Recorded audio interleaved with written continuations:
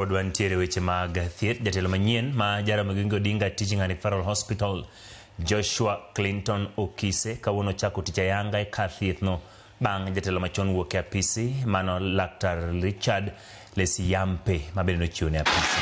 E tok mar ute fwambo Okise wacho ni odhi neno ni tije adek manomiyo ko jatelo migawo mar thieth chopo kare. Kabende wach ne maduong' en jiwo Oganda mondo mi odhi nyime gi ndikre okumba mar thieth mar SHA kowuok. Dr. Lesiyampe ojojo tije kar thieth mondo mi omed dhi nyime gi chiwo thieth makare ne jotuo.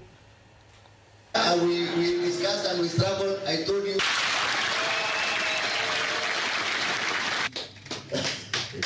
This strategy. Tich mokwongo eni nyakane ni jotuo mabiro osiptandni giyudo thieth mong'ich makende kendo manikare.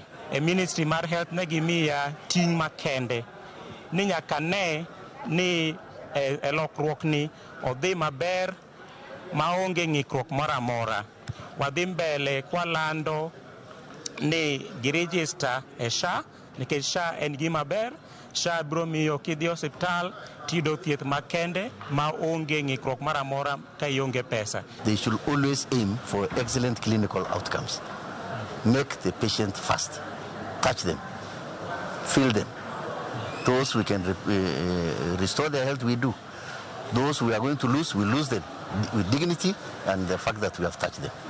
And one thing I'm very, very confident that this facility and the employees of this facility will achieve that.